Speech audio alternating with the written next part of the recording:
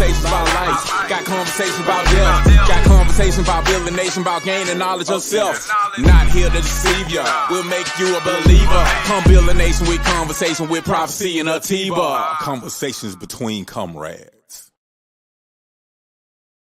And welcome to another episode of Conversation Between Comrades. I'm your host, Brother Prophecy, aka Ye Rob Marty. And you know what? Your eyes are not deceiving you. It's true. The one and only, the only one is back on the scene. I know I kind of caught him off guard because he's still eating. What's up, Comrade Atiba? How you doing, man? Free land, comrade. Free land, bro. Man, welcome back. We miss you, dog. Man, I miss y'all too. I ain't gonna lie. I miss y'all. It's been rough. I've been battling through the storm. But I'm here. I already know, man. We got people already checking in. But yeah, man, comrade, what's been going on with you, man? What's been going on? Well, I don't even know where to start, comrade. So, should I start when I lost the phone? And then well, I think everybody kind of knows you lost the phone. I'm saying I was on the show with y'all when that happened. Oh, yeah, so yeah, I lost the phone. Yeah, I was on the show with Society. Well, you know, watching the show with Society Dale, yourself and okay. Sister Sal. Yeah, Monday show. And actually it was Foundation of the Nation on a Tuesday. So you weren't on there, but I end up putting my phone up and police found my spot wasn't shit. So went without the phone. Right after that, these guys got to trying to take each other out. I actually had an opportunity to probably get another phone the week after. It was a used phone. They were asking too much for a used phone. And so I refused that. Then I just really was going through some depressing moments, man. I wasn't myself. I'm still trying to recover from it. Detroit ended up getting going to court. So that was bad for me because he was kind of like helping me balance my emotions and all the stuff that I was going through. And they put this guy in the cell. Man, I ended up getting to fighting with this guy. He mentally unstable. They knew I fought the administration for doing that. This guy don't deserve to be in no prison, right? He hold on. And so anyway, I hurt myself in the fight. When we fell to the floor, you know how you put them in the lock, one of the little locks, right? But I ended up falling, hitting my back, man, and injured my shoulder so bad. It's just not healing. Now, this happened in January. It's just not healing.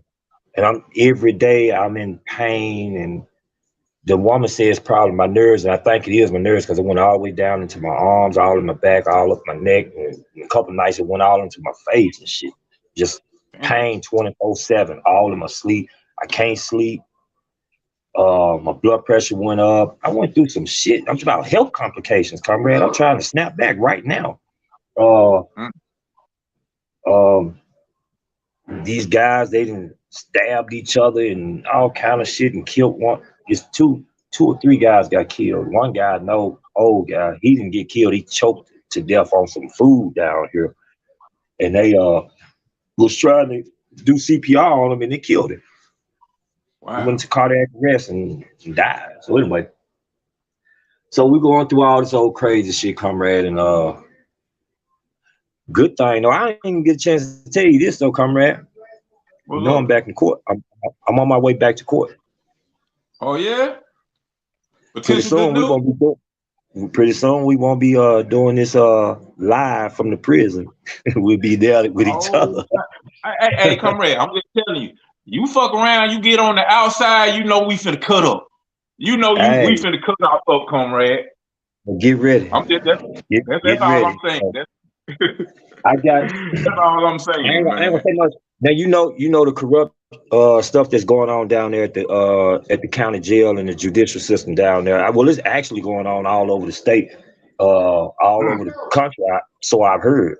Yeah. They exposing all the corruption inside these jails, and thank y'all people out there for being protesting, being the voice for everybody, man. Because a lot of this stuff is coming to the light. I ain't saying it's we got it or it's we there now. I ain't not saying that, but a lot of Yeah. stuff need light shed on it.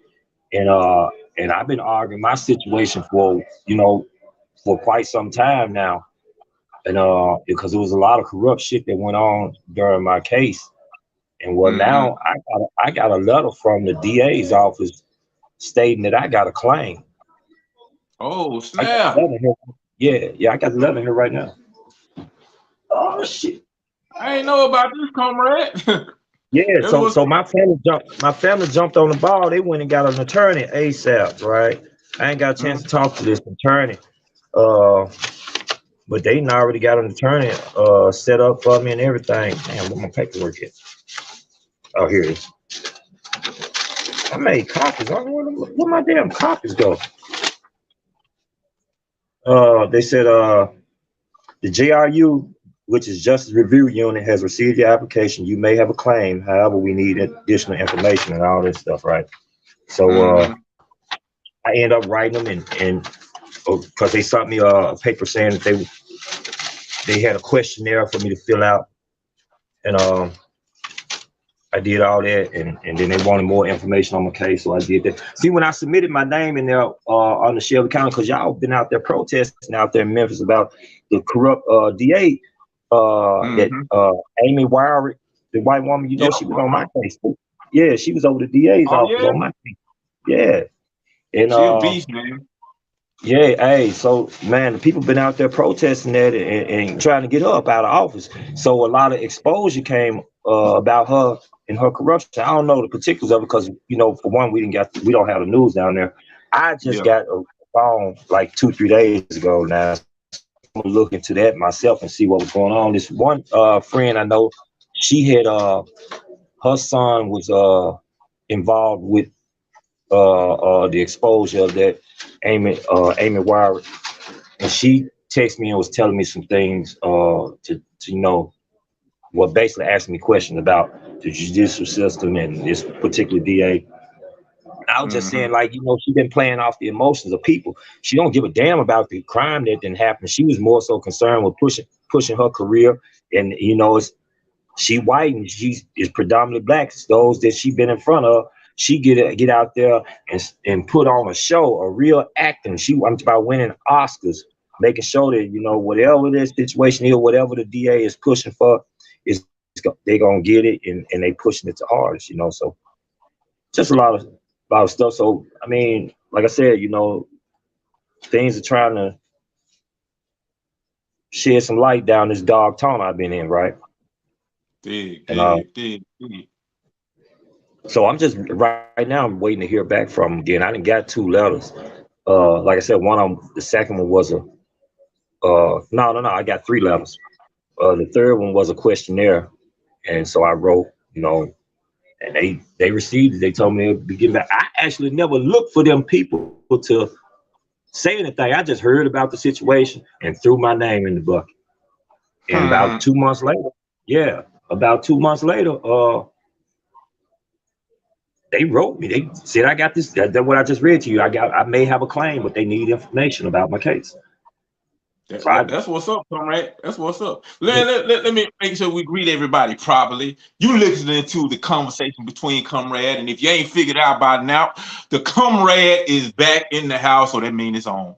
It's on. I know y'all you was tired of me just talking by myself, just blobbing, just talking about whatever. But my comrade is back, and we about to cut up. But man, we got 2 comrades tonight, cause backstage is a brother that I know everybody heard of, brother that I've been following for a long time, brother that I'm a fan of. You know what I'm saying? We're gonna get to him in just 1 minute. Probably about 5 minutes. Probably 5 minutes. I told him we're gonna go on at 7:30 Central Time, and we're gonna go on 7:30 Central. But he back there, and I see you back there, comrade. So I appreciate your patience. But I want to thank everybody for checking in. Brother Che, how you doing, brother? Good to see from you. You was on straight. As soon as we dropped it, you was here. I appreciate that. Said that sounds like a right on for him to get out. Damn right, damn right. We trying to get this comrade out. He gonna get out. I got faith in that. You know what I'm saying? I got belief in it. You know, cause we're gonna do concrete You analysis just on got the to keep situation. fighting the system. You know, I think the people Yep. got to understand the importance of our struggle is tied within these prison Mm-hmm. walls as well. I mean, the streets, well, we got this same struggle. I mean, it don't stop. Where you think all y'all that are activists and freedom fighters and the voices of the people out there, you know, this is the place that your opposer intend on putting you at. You know, so we got to tear down both of them. I mean, that's what they've been doing. You know, putting all the freedom fighters behind these walls to try to silence them, all that they can't kill, and or either just neutralize totally. They, you know, put them behind these walls. We got plenty of brothers and sisters. Yeah, we got political prisoners, revolutionaries that's behind these walls, man. That should have been home long time ago. You know, Yeah. standing up Yeah. for the people, trying to help the people. So Yeah. we still Hey, got a job to do. I want to say what's up to brother Abdul. He out there. He checking in. He said just dropped Good man, by bro. the revolutionary salutation. So revolutionary salutation to you, brother. Good to see you. And brother El Abdul Muhammad, how you doing? You consistently checking in. I appreciate that, brother, from California. I think he gonna be on Melly Queen show, gonna talk about what's going on with reparations in San Francisco. You heard about that reparations deal in San Francisco? What they talking about in San Uh, Francisco? Scarcely, comrade. Scarcely. Um, I don't even want to speak on it because I actually walked in on a conversation that was going on NPR. I kind of listened to Democracy Now. Mm-hmm. Monday through Friday, I try to listen to it, and I caught a piece Okay. of it. So now I'm not fully aware of it Okay. though. Yeah, I mean, we'll probably get into it because I probably asked Haki about it also. But yeah, basically, you know, in San Francisco, they gave a recommendation. They had like a commission to study, you know, reparations, and they gave about like 100 point a 100 point recommendation. Some of them things was things like $5 million to every black person in San Francisco, and like annual salary of $97,000, elimination of debt. It's a whole lot. It's a whole lot. So we've been talking about, you know, a lot with that. But I'm finna go and bring the other comrade in, ladies and gentlemen. I want y'all to, you know, give our strict attention. Oh yeah, my bad. What I was gonna say is that brother El Abdul Muhammad is gonna be talking about that this Friday on the Truth and Power corner with Melly Queen. So y'all check that out. He said corner next month. Is that gonna be next month or this Friday? But anyway, yeah. Tell us the exact day you're gonna be on, brother El Abdul Muhammad, because we want to make sure we check that out, because we want to get all the detail, because he out there in California, so he got the inside hookup. But anyway, like I said, ladies and gentlemen, put your hands together for our comrade, our brother in the struggle. He is a new African historian. He is the minister of foreign affairs of the PGRNA and a whole lot more. I'm give it up to brother Haki Shakur. How you doing, comrade? Free the land, comrade. You on? Free the land, brother. Right. Good to see you, man. How you doing today? Everything's good. Everything's good. Yeah, that's what's Free up, man. land, I brother. appreciate Free land, comrade. Free the land. Free the land. yeah, I appreciate you taking this time out of your busy schedule to kick it with us for a little while, man. Cause I know, man, I be seeing you online. You be somewhere everywhere. You be putting in that work, educating people, doing the work, and I appreciate that. So first of all, I want to say thank you for what you do. So, because I know my introduction didn't do you justice. I just gave a little bit about what you do. You know what I'm saying? Because on that bio, it was like a whole bunch of stuff. So I was like, you know what? I'm gonna get a brother an opportunity to let the people know exactly what you do yourself. So tell the people exactly who you are and what do you do. Yeah. First of all, let me thank you for bringing me on your platform. I've been following your platform for a while, so I truly appreciate it. Far as me, well, I'm in Virginia, Gabriel Prosserville district of the New African Population District. A little bit of what I do is just, first I would say, I came into this movement, what I'm saying, doing work with political prisoners. That's what really, really just brought me into the movement, period, was, just getting with political prisoners, because those elders, they embraced me and brought me into the movement. So I definitely have to shout out them first, because they the ones that really brought me into this movement, New African political prisoners. So, I started off with them, in the late 90s, early 2000s, following the Jericho movement and things of that nature, and getting involved with Jericho movement and assisting some of those elders. That's how I got into this in the first place. But the work I was doing at first that coincides with that is like I just was a researcher. I was an advocate researcher, what I'm saying, reading and things of that nature, and just like dealing with my own transformation and trying to figure out life, and figure this thing out and see where I wanted to go in life, that transformation, from the things, dealing with, these social conditions here in Virginia and Richmond. I became an advocate researcher of history. And so that history research is what I'm really, that's what I do my work in, is really that research. And just been a student and a historian and things of that nature. And so I coincide the two things together, my work with political prisoners along with the historian work, and putting those two things in the same melting pot. And this is what you got, a new African historian, a new African revolutionary nationalist, and things of that nature. So that's a little bit of what I do. Dig that. Now, okay, you talked about your transformation, right? And that's something I kind of like. I like to ask everybody, you know what I'm saying, because we all kind of got here different ways, but we all here, which is the important thing. So, kind of like, what's the thing that kind of sparked you to start thinking differently? I don't know what your background is. Like, I started out as just a regular old Christian, just whatever, and something went boom and said, wait, something wrong. You know what I'm saying? So, what's your story on that? I just get straight to the point. The thing that really, sparked my consciousness and things of that nature was the social conditions I came from. You know what I'm saying? Like the concrete jungle, the residue that I come out of, like just seeing the everyday social conditions of Black people here in Richmond, Virginia, and, my everyday daily life, and one of the most important things that happened in my life was my brother being murdered in the streets. Just coming up in that street element of gang banging, street politics, street tribes, street organizations, and things like that. Seeing that whole social conditions that was going on in our community, and the genocide is what really sparked my mentality to be like, nah, this can't be right. So that just sparked my mind to be like, I wanted to understand why new African Black people were going through these type of things, and the people in my age group, why were we being murdered? Why were we killing each other? Why were we doing these horrific things to each other? Is what sparked my mind to be like, nah, this can't be why we on this planet. This can't be my birthright. This can't be my destiny. So the murder of my older brother and a couple of other friends from my neighborhood is what made me go in the other direction. You know what I'm saying? Because I knew and I understood eventually I was going to either be in prison or the graveyard. You see what I'm saying? So I had, a couple of things that have been going on in my life. I've been attacked in the street life and all those type of things. A lot of people wonder where the scar come from. That's where it comes from, things like that.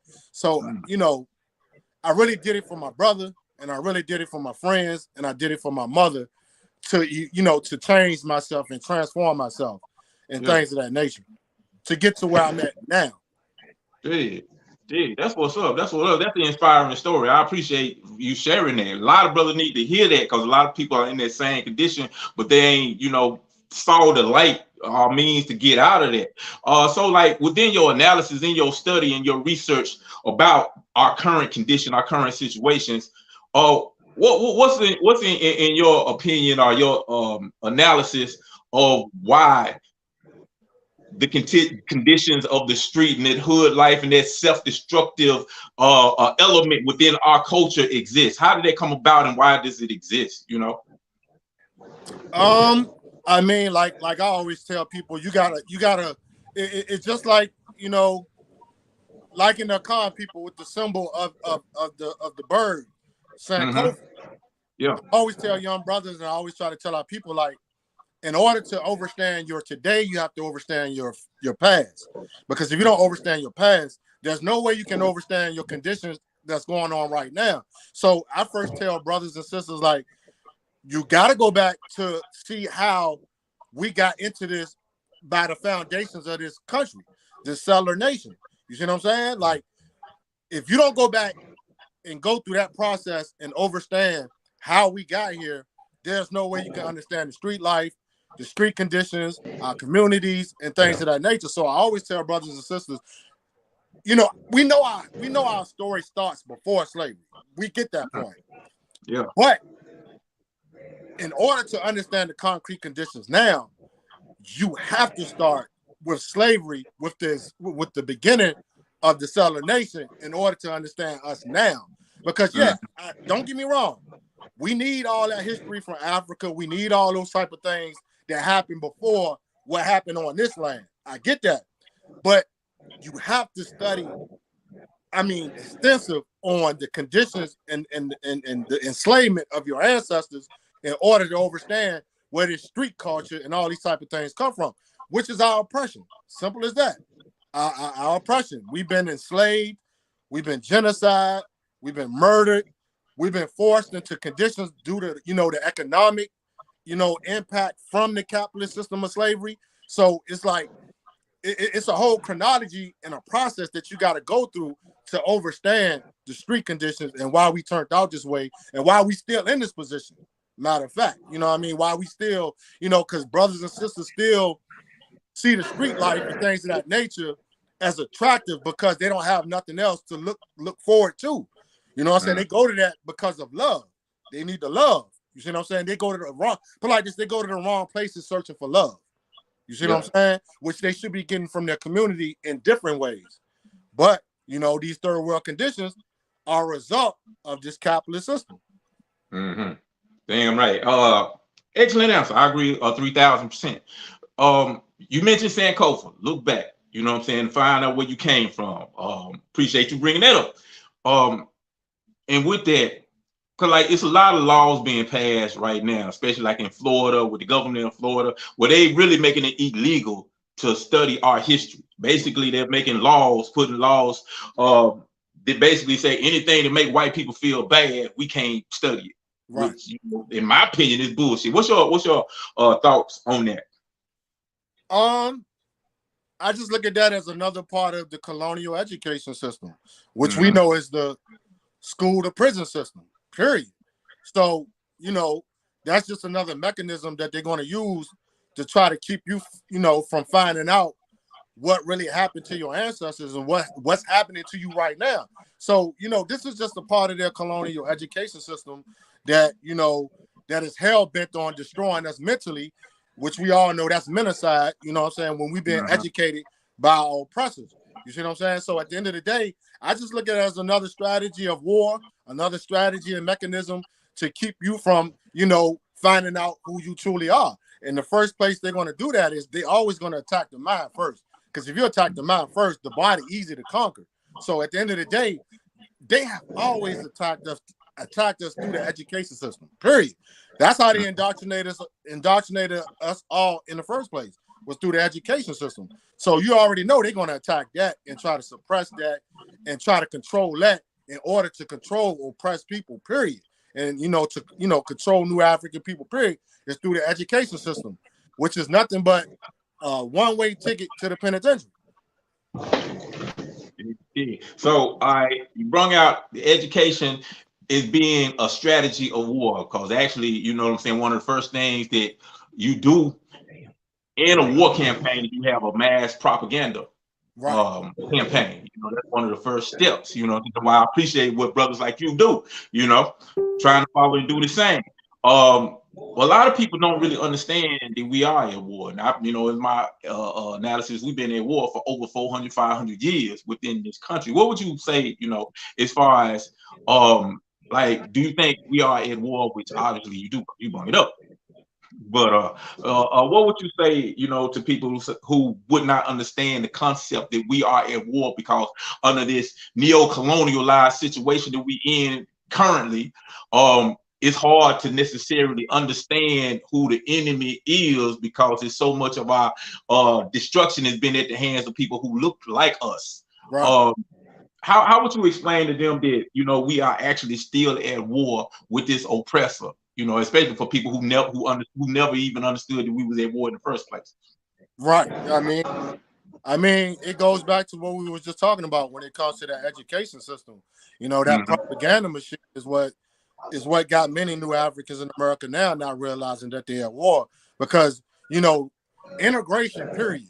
You know what I'm saying? When they put that systematic ways of conquering us through integration in place, you got to understand they took a group of people who so-called look like us, the ones who wanted to integrate into society who look like us. They're using them like puppets on the strings to keep their agenda and to keep the war in full capacity, because now you got a set of black people who look like us who are teaching our people like, no, integration is the right way. We're not at war. You know what I'm saying? Oh, those individuals that's on that side of the fence who telling you that we are at war and somehow they want to separate, you know what I'm saying, from their oppressors and things of that nature. No, they're wrong. We're not at war. See, look, the American dream.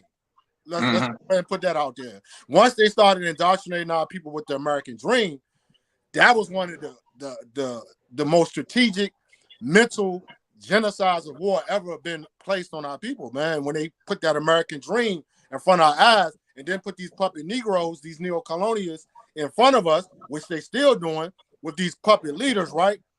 And they just keep indoctrinating each generation to keep coming up. Like, yeah, we Americans. Ain't nothing going on. We can fix it. We looking for equal rights. We got the civil rights, you know what I'm saying? Because so many people entrapped with the civil rights that they're not even understanding human rights. You see what I'm saying? Which, you know what I'm saying? If you understood that we at war, then you will understand this is a human rights struggle, not a civil rights struggle. You see what I'm saying? So you got to understand this beast causes chaos and confusion and things of that nature. So right now we're just in the middle of a pot of warfare that's predicated on chaos and confusion. So it's kind of like hard. It's kind of like hard to teach your people that we at war because they don't understand the concept of war. You know what I'm saying? Because you got these other forces telling you that we're not at war. So that's where we come into play as educators. You see what I'm saying? Self-education.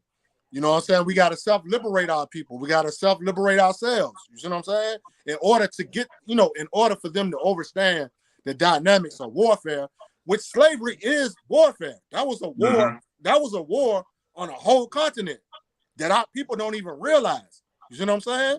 That's war. When somebody kidnap your people, attack them, murder them, throw them off boats, bring them to plantations, work them to death, sun up, sun down, I don't see how nobody can not see that that's not war.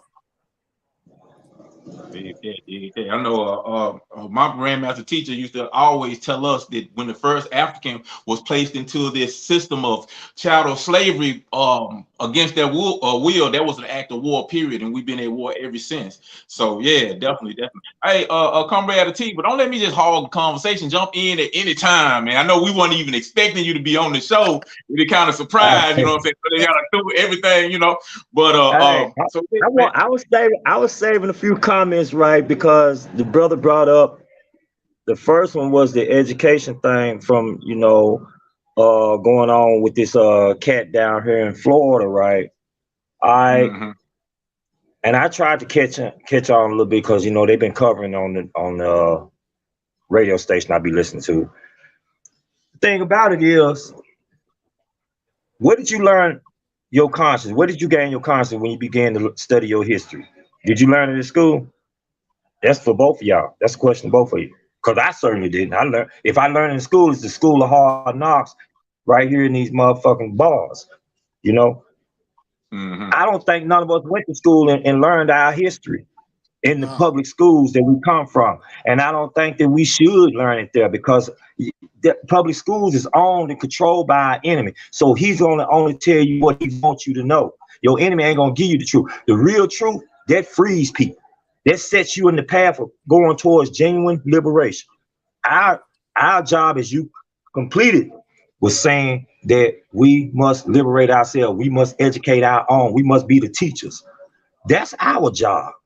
That ain't this cat down there in Florida's job to stamp that shit. Just like it wasn't their job to stamp June 19th. Right. You see what I'm saying? We got to do that. That's our job. If it don't come from us and it get the stamp of approval of these people, 10, 20 years from now, they'll be saying what they did for us. And we didn't do shit for us. So all this is an act of war, like you said, yeah, and we have to see those wars, parts of those wars as battles that we have won to help continue to build the morale of our people, for our people to believe in us, to have faith in us, to know that, man, look, we on the right path, and these other clowns are taking us down the road of destruction. So let's follow the revolutionaries. You see what I'm saying? So that's how I've always seen it. I hate that I learned at such a late age. But our people, and it probably was somebody in my life as a child that wanted to teach me this, but this is what I learned as an adult. Before the internet was showing all these horrific crimes going against Black humanity out here, most of our people didn't believe in that this was happening, that this was a war that was going on, that they was attacking us through police murder, through corrupt judicial officials, through bad food, through public housing, through miseducation. Most of our people didn't want to hear that shit. They didn't look. I many times when I first came to my concert, I tried to reach out to my children, reach out to my mother, reach out to my children's mother. They was telling me, look, you ain't finna teach them that. You can get our children hurt. Like, get the child hurt.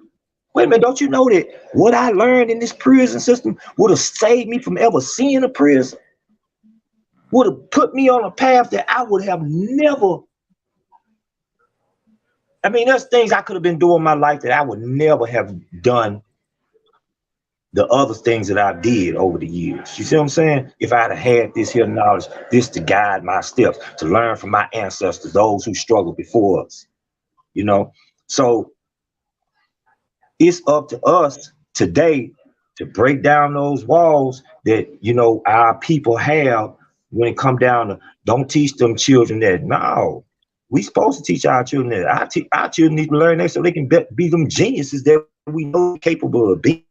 And I said children, like I said, we should learn this year, 5, 6, 7, you know, and our you know, the parents have to stop being scared to share this information with the children. Just, like right now, I got Emancipation going on my TV right now. I'm watching the movie Emancipation for like the 10th time. Some parents are scared to show their children that because they themselves feel some kind of way. You see what I'm saying? But your child may have more knowledge on this subject, or a little fresher knowledge anyway, than you may have.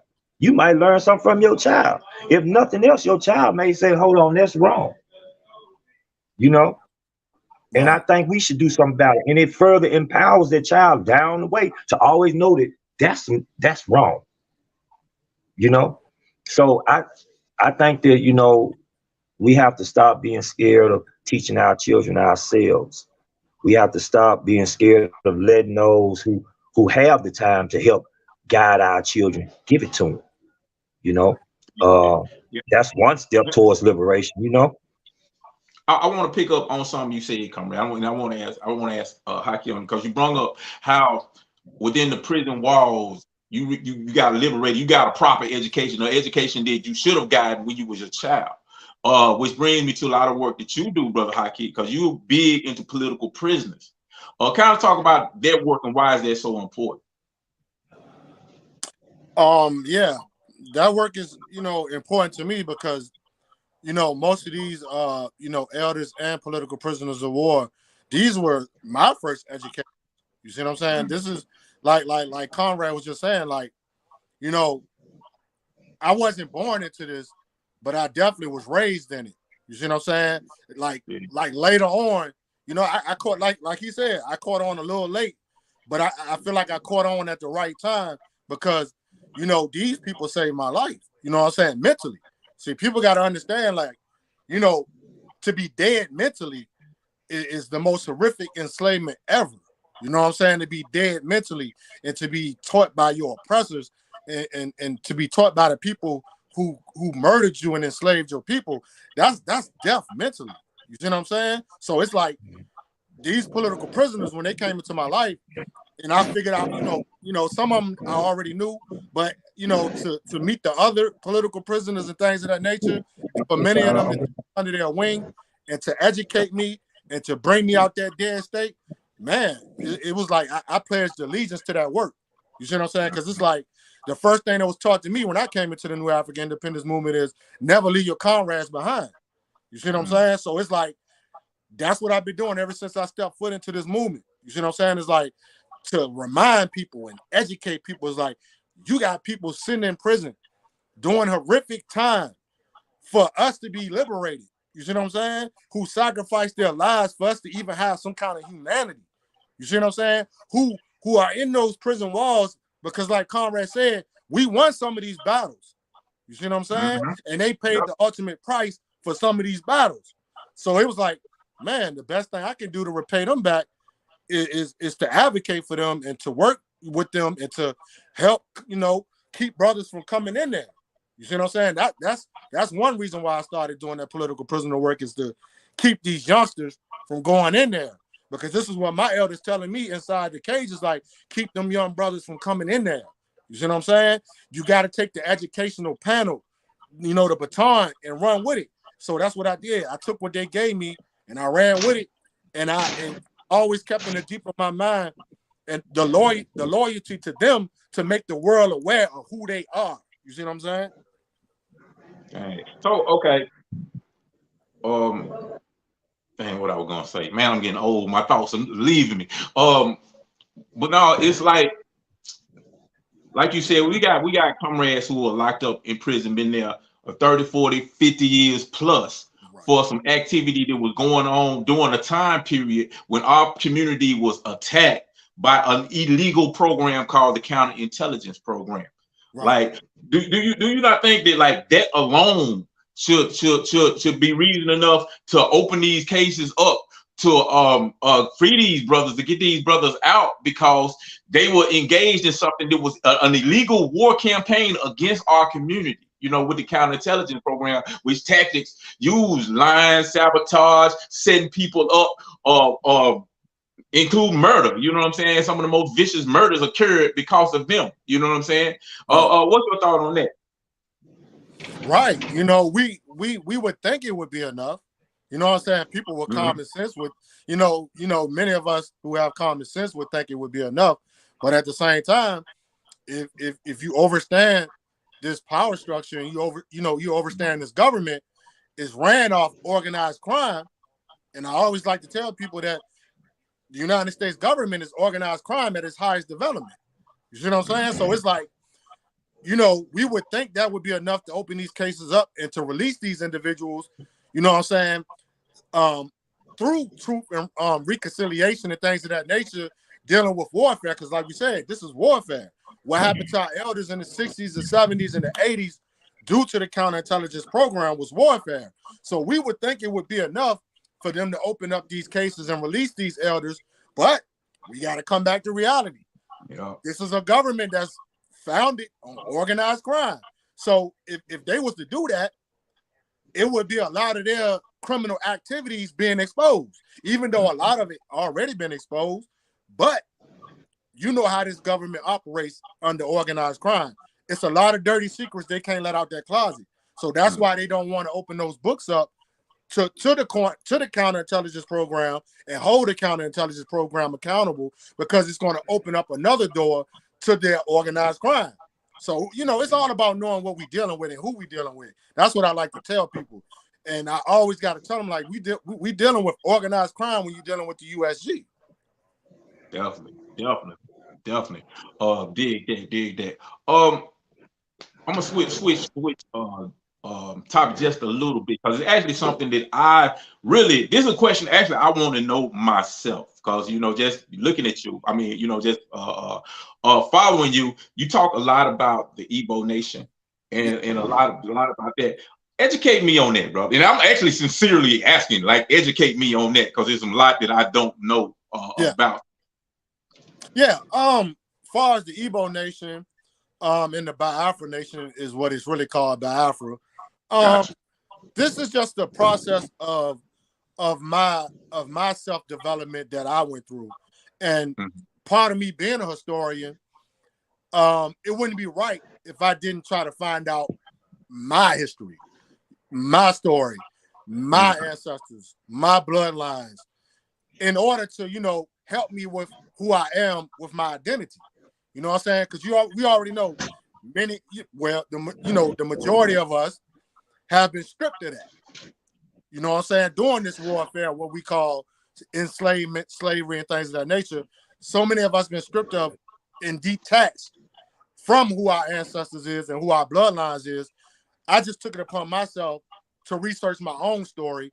And by doing that through the history of what I do here in Virginia, it took me back to down that rabbit hole on who I truly am. And to come to find out, I have Igbo ancestry in my bloodlines.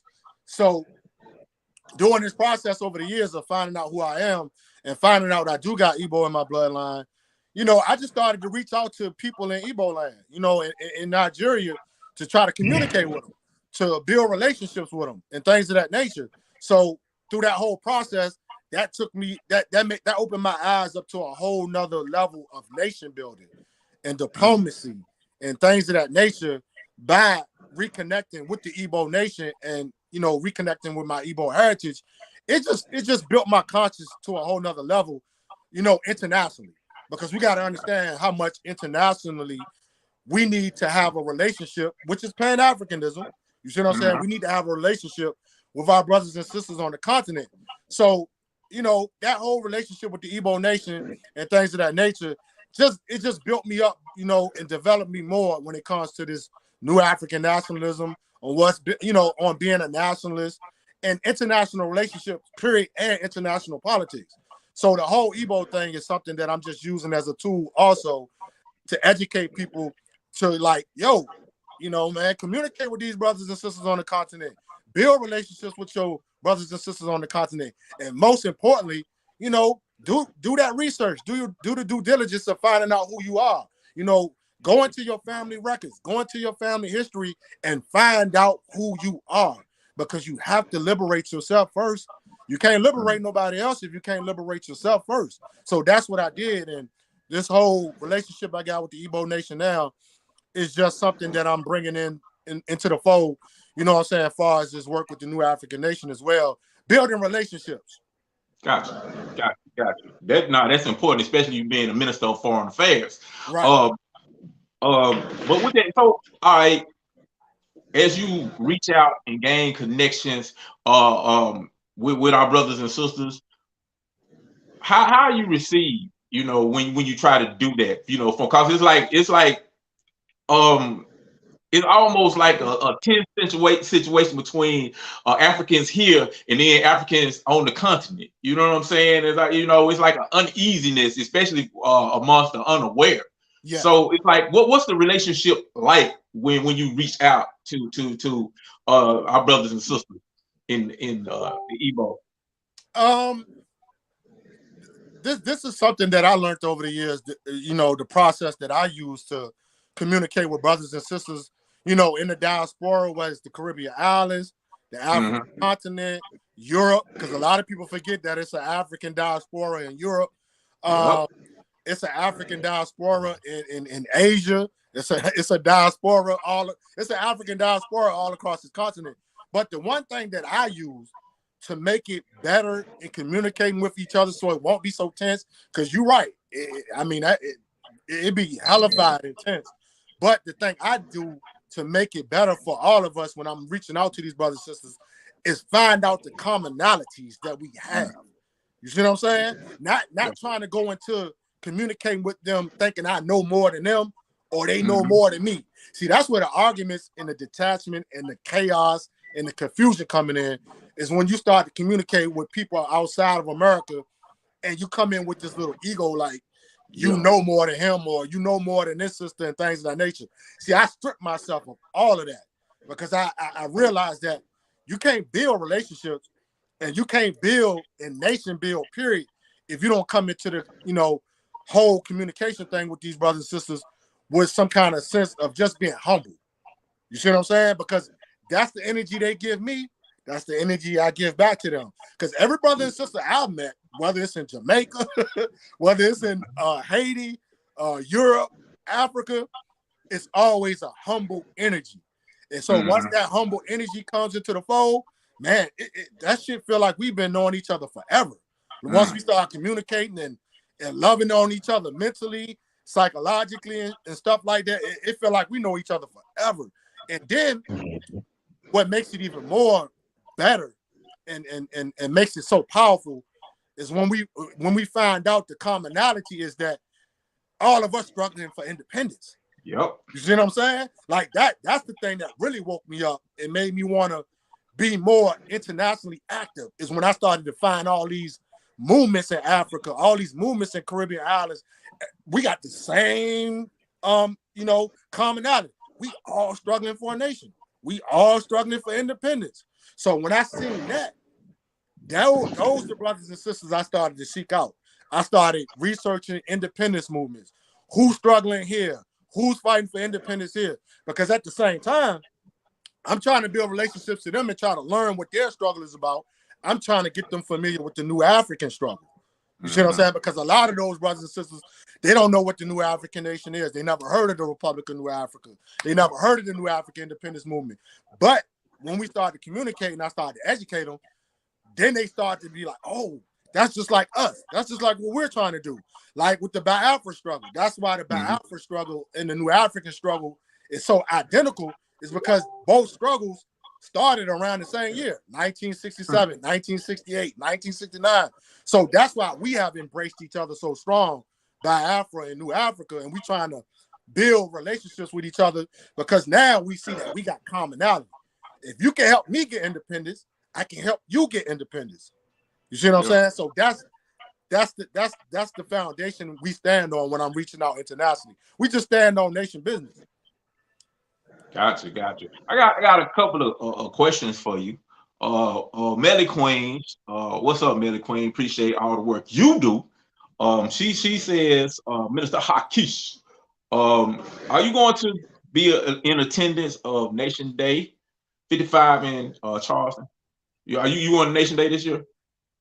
Unfortunately, I won't make it this year. Unfortunately, something came up personally, so I'm gonna have to miss this one. I wanted to come back, man, but it's something that I got to take care of here. That it kind of fell on the same date, so I gotta handle that responsibility first. So I got you. Understand? I mean, you ain't in trouble. You don't need us to come down. Take care of something. We got you, Comrade. Oh no! Hey, trust me. I know y'all on the horn. Yeah.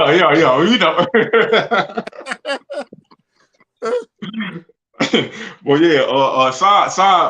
Madam President Sama, she asked you to give her a call. She got some information for you. So, okay. Okay. Well, yeah, I'm gonna go to some of these comments because we got a dynamic audience out there. Let me see, what do I saw? They've been hitting us up. A lot of people saying what's up to you and all of that good stuff. Okay. Let me see where we going. Queen getting us a little commercial. We'll get take care of this business real quick. Thank you for joining us on the New African Broadcast Association novel. Please check out our other shows. Voices of the New Africa Sundays at 1 o'clock Central Time on Facebook Live. Foundations of the Nation on Tuesdays, 10 o'clock a.m. Central Time, Facebook Live. Let me see. Foundations of the Nation, Tuesday, 10 o'clock. Oh, I just said that, didn't I? Well, Foundations of the Nation, Tuesday, 10 o'clock. New African Perspective, Mondays, 1 o'clock Central Time, Facebook Live, Truth and Power Corner, Fridays at 5 p.m. Central Time, Blog Talk Radio, phone number 563-999-3738. So appreciate that commercial for you, Queen. Let me ask you this, comrade. How many broadcasts are you on? Do you know what I'm saying? Do you have like your own platform that you? I mean, I try to collaborate with everybody, so I'm kind of like all over the place. Like whoever, be down to like build on that broadcast level, because we got to understand. And I always got to remind people this, man, like we got to take advantage of this technology. You see what I'm saying? Because that's why I respect what you do, and what you've been doing. Because you trust me, I've been following what you're doing. Like a lot of people, like, I be busy, but I be catching everybody's stuff as much as I can. Trust me, I be catching y'all stuff because I know this technology is a powerful tool. You see what I'm saying? So I try to be everywhere and try to come up with ideas, try to start my own stuff. I'm just trying to put everything with the New African face on it, just so we can just take this technological tool and use it to our advantage and put it all over the place. But right now, I'm just doing this little thing with something I call New African History Channel. And I just want to try to develop that as best I can. So it's in its beginning stages, but that's what I'm building off right now is New African History Channel right now. Got you. That you doing that like on YouTube? On my personal YouTube channel, Haki Kweli Shukar. So I'm gonna be doing it through that, and I'm kind of like thinking about making my own YouTube channel, just strictly New African History Channel. But I it's some other stuff I want to do first before I even take it there. I want to get my technology and my equipment and stuff up to par before I create a separate channel for my own. So while I got the followers that I do got on my YouTube channel, I'm just gonna shoot the New African History Channel through that and my Instagram. Got you. You're real good at that too. I am, I'm kind of old school, and it took me forever to just even get on Facebook. I ain't even gonna lie. But so, I'm trying to figure it out. But you do that really, really well, comrade. I be trying, man. But this, some of these youngsters out here, like my son and all them, man, like they be doing some amazing stuff, man, that be blowing my mind. I be like, man. So I just really be I really be learning and watching and studying the youngsters. Like I learn a lot from the youngsters because they so hand-on with this technology. So that's kind of like how I got mine up to par, just learning from these youngsters. Yeah, definitely. Well, I just throw this out there. It spots wide open on Nava for whatever you want to do. Like whatever you want to do, like even what I'm saying, if you drop your YouTube, your history, programs, however you want it. If you want it to be like, hey man, we'll air it whenever, you know what I'm saying? So hey, all you gotta do is say the word. That's what I'm trying to do, man. I'm trying to, like everybody bring these technologies together, man, and just make it more, more potent. Because I feel like if we unify with all this technology, because you got I see the necessity for everybody having their own thing and doing their own thing and putting it out their own way. But if it's somehow we can merge all this together, it ain't got to be all the time, but at some kind of cohesive, time we could just all do this, on one platform. Yeah, definitely. I'm feeling you on that. I mean, really, that's how Novel started, because we kind of doing our separate things. And I was like, you know what? We all in Outer Be Well City, Memphis, Tennessee. Let's put this thing together and make it better. You know what I'm saying? Right. Yeah, that's literally, the same concept. So, hey. And that's something else, because, like, by me, like, doing this work in the Ministry of Foreign Affairs, I be studying, like, their propaganda. I be studying other nations' propaganda and their technological, what instruments they use and things.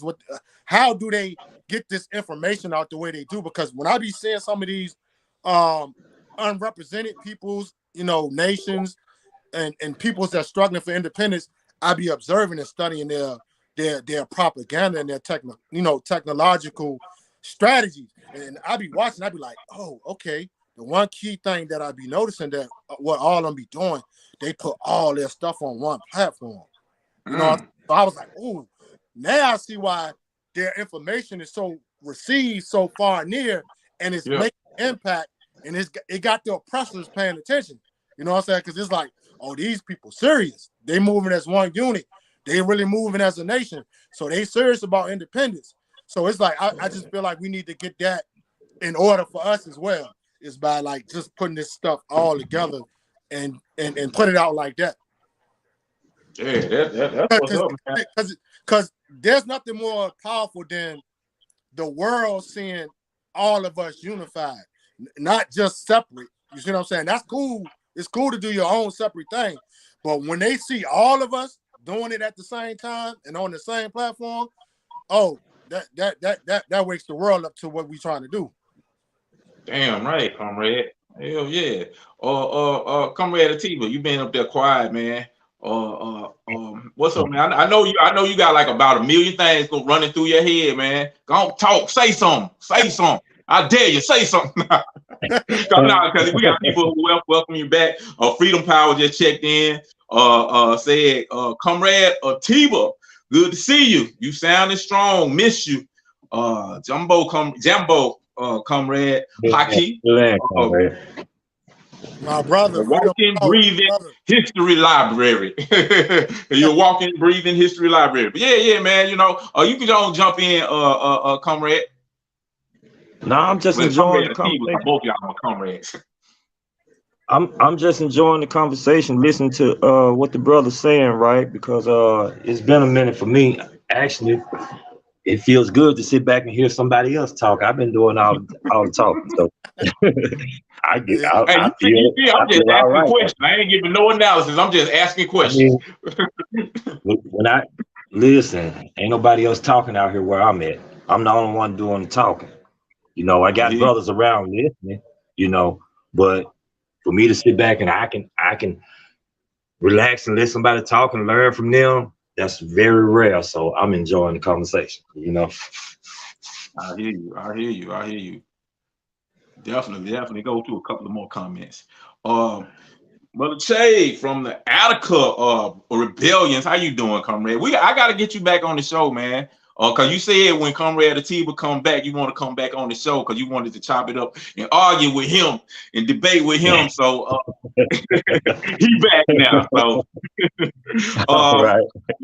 The black people and people of color have been at war since colonialism and the development of capitalism. Yeah, I mean, definitely. I mean, a lot of times we got to understand that this oppressor that we're going up against, that's a global oppressor. They've oppressed the entire not country, but damn globe. You know what I'm saying? All over the world. Especially, you know, when you see black people and white people together, you see some of the same conditions. That's why I really appreciate when you said, you know, when you reached out to find commonality. And with my experiences with people from the continent, it's the same thing. You know what I'm saying? It's like literally when I get to talking to them, they feel like it's a breath of fresh air because I'm knowledgeable about these type of things. You know what I'm saying? So yeah, I definitely agree with that, brother Che.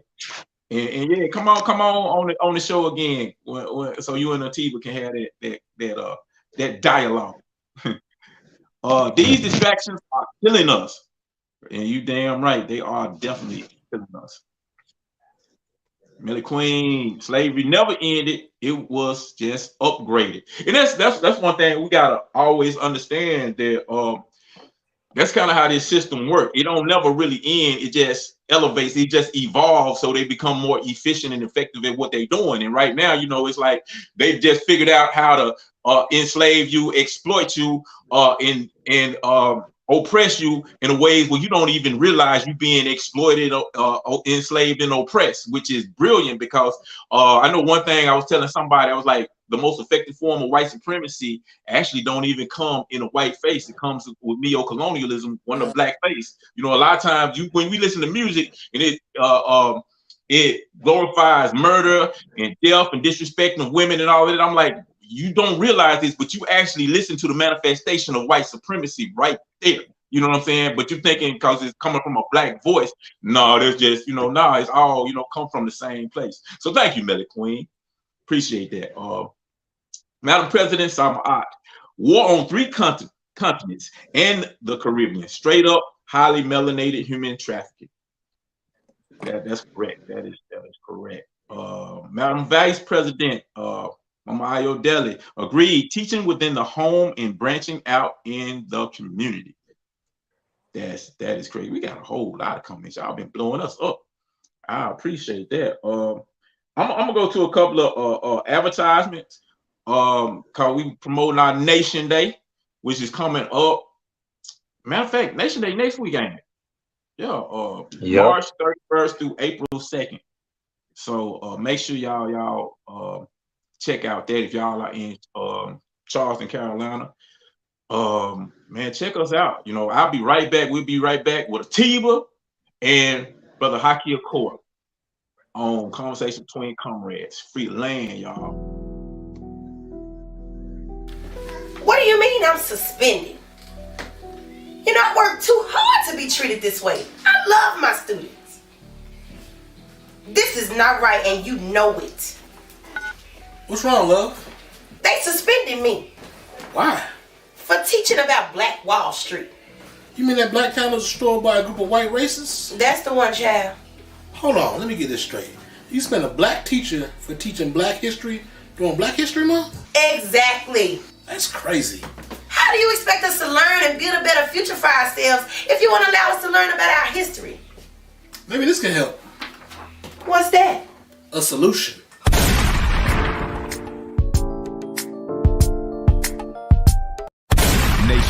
Nation building. For many of us, the idea of nation building is too difficult, too complicated. It's impossible. But when you think about it, we're already nation builders. In fact, for the past 400 years, we've managed to build the most powerful nation on the planet. Unfortunately, this nation continues to disrespect, exploit, and oppress us. Here's a thought. Maybe we should focus on building our own nation. Join us March 31st through April 2nd in Charleston, South Carolina, as the Republic of New Africa celebrates 55 years since the signing of our Declaration of Independence. Register on Eventbrite to attend in person and or online by typing in New African Nation Day 55. Also, find out more information on our website, pg-rna.com. Free the land by any means necessary. Free the land, free the land, free the land. They gotta free the land, free the land, free the land, free the land. They gotta free the land. Conversations Between Comrades. I got my comrades here, and that's right. Your eyes are not deceiving you. Comrade Atiba is back in the house, y'all. So y'all know we about to be clowning. We ain't just got back cussing as much as we used to yet. You know what I'm saying? Cause we got a special guest. We want to be respectful. We won't be cussing too much in front of her. But you know, but no, I say I'm gonna stop cussing so much. But also, we got a powerhouse because our comrade Haki Shukar is in the house today. So, you know, we've been talking about a whole lot of stuff, good stuff, and I appreciate all your analysis and the knowledge that you dropping. What do you think? What do you think is the solution? What do you think we should be doing? Because there's a lot of times people like to talk about the problem. They love talking about the problem. Lord, we just killing each other. Lord, the white man killing us. We know that. They've been killing us for a very long time. So what the hell can we do to actually put our destiny in our hand and actually solve this type of problem? I'm gonna go to you, Haki, first. Prepare yourself, Atiba. I'm coming to you next. I mean, you know, like, hey, it's basically what my elders passed down to me, man. It's like organizing. Simple as that. It goes back to what Bobby Seale said in the 60s. We being out organized. Simple mathematics. You know what I'm saying? Like, I mean, there's no other way that we can, you know, combat this, you know, this genocide that's being taking place on New African people and stuff like that is organizing. We need more organizing. We need to get, you know, into the youth, because right now it's about the youth. You know what I'm saying? You know, the youth is, you know, the basis of revolution.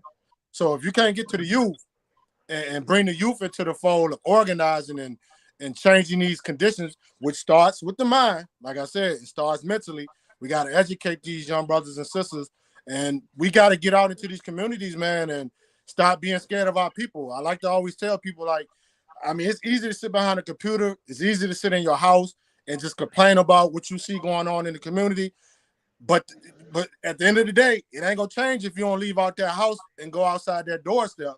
You see what I'm saying? Because all this talking, hey man, it's good to talk, it's good to build, it's good, you know, and things of that nature. But if you don't get out there in the community and start organizing against this beast, then it's just gonna be a continuous cycle of genocide, like what's been going on now. You know what I'm saying? It's a continuous cycle of genocide. So everybody got to realize the greatest, you know what I'm saying, tool for us right now is just strictly organizing and everybody getting on the same page. And I'm talking about like-minded people that's struggling for the same basic things, the same basic necessities. You see what I'm saying? And things of that nature. Anything outside of that, I really don't even want to get into. You see what I'm saying? Because that's where all the confusion come in at. Because everybody, you know, everybody want to implement their own thing and want to make it the thing. You see what I'm saying? But at the same time, it's just dividing us more. You know what I'm saying? To where we can't be a strong fist and we can't be strongly organized because everybody got these agendas. There's too many agendas going on. There's too many opportunities, opportunists in these movements that's distracting everybody. I call it the neo COINTELPRO is in highly effect right now. You see what I'm saying? Because you got all these provocateurs, you got all these false movements. I mean, it's just a bunch of following going on. And to be honest with you, Conrad, I feel like we're in the most deepest stage of chaos ever. That's just from what I see. With my eye. I feel like we're in the deepest confusion, chaotic situation we, ever been in. Period, from what I see. But like you said, at the end of the day, it's about solutions. We gotta be solutionaries, man. We gotta be scientists with solutions. You know what I'm saying? And there's plenty of us out here that got the solution. But unfortunately, our people are being pulled one way to people who are in this popularity contest. The popularity is what's hurting us right now because everybody want to follow somebody who's popular.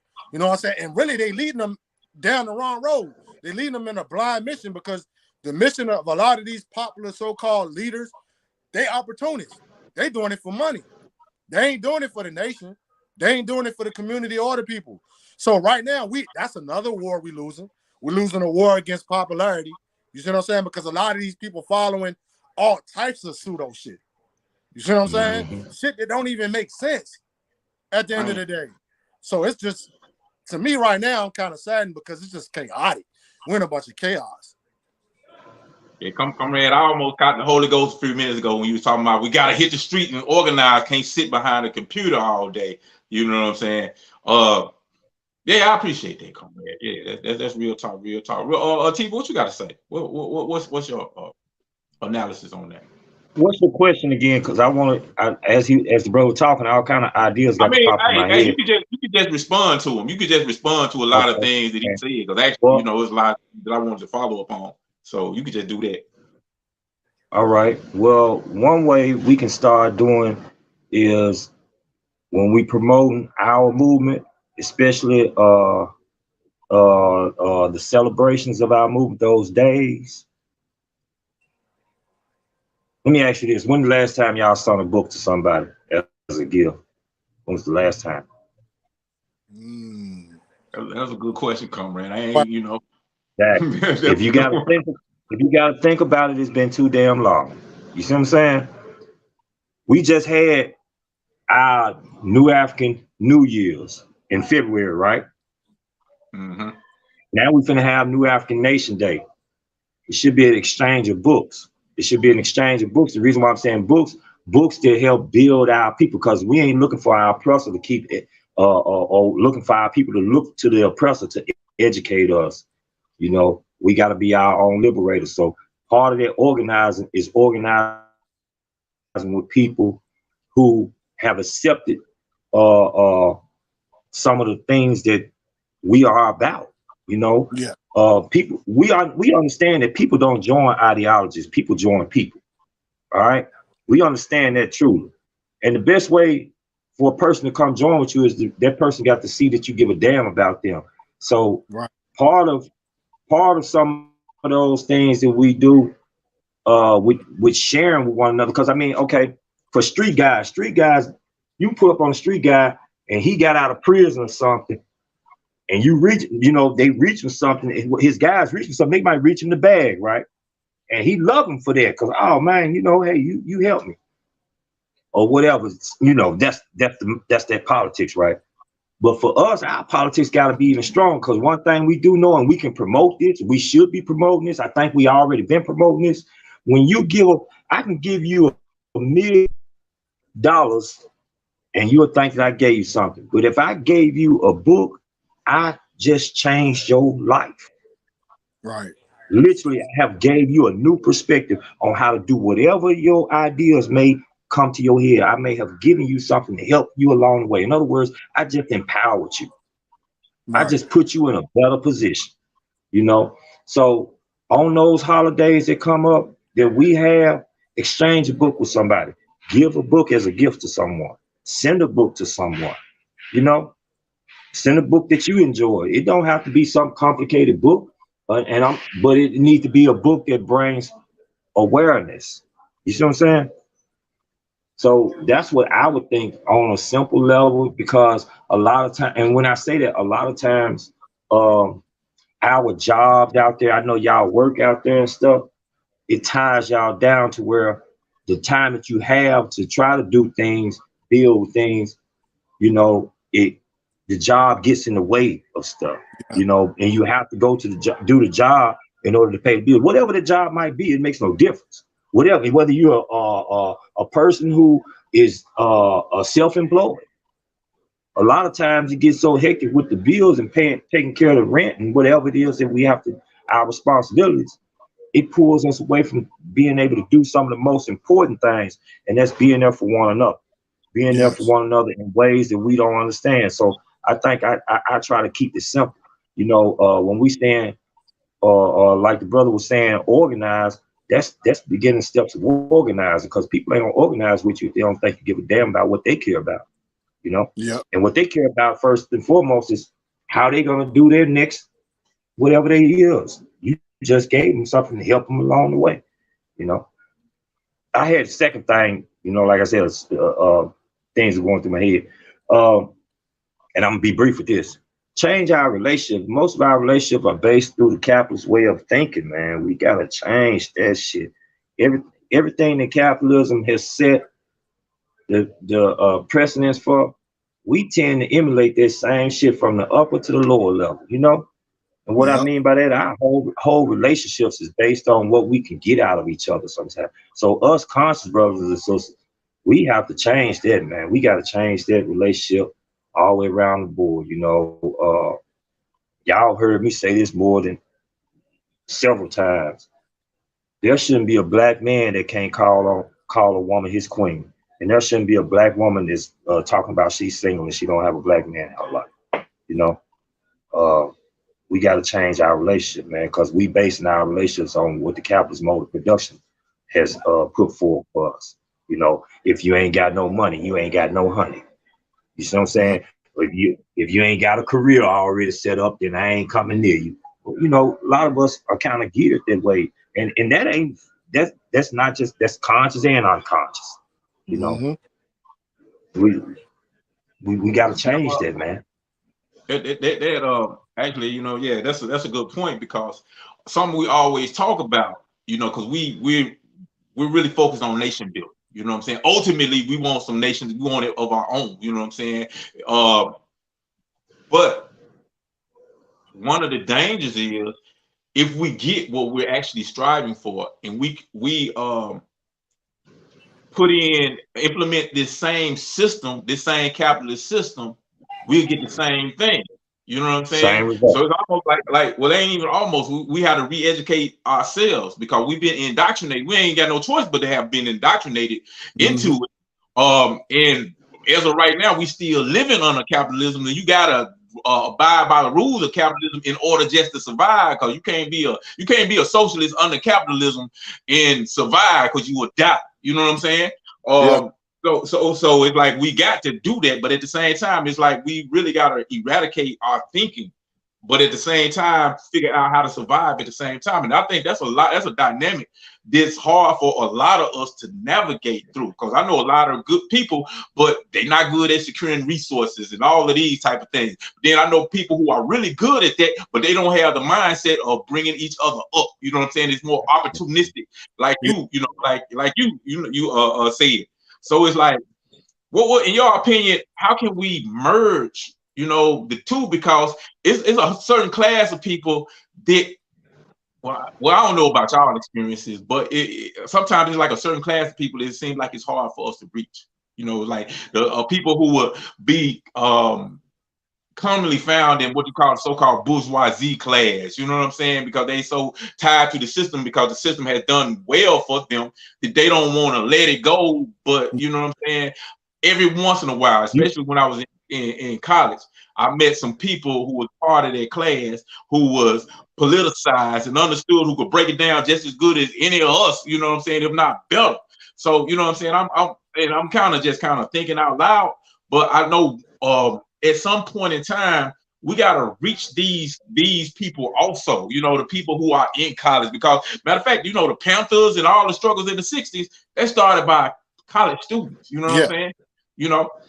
So and I'm gonna combine that with a story not a story, but a question that Melly Queen asked, you know what I'm saying? She said, how can we reach the youth that's stuck in social media? You know what I'm saying? We can give them books, but they got to read the books, and they ain't really been conditioned to read, you know what I'm saying? So how can we reach the young people? And I add that, the young people and people who we don't necessarily reach, you know what I'm saying? I just open that up to anybody who want to answer. All right. Well, first thing is, when we first opened the show, Comrade, before we even got the show started, I was listening to, one of my favorite up to date artists, the new age, is the Baby, right?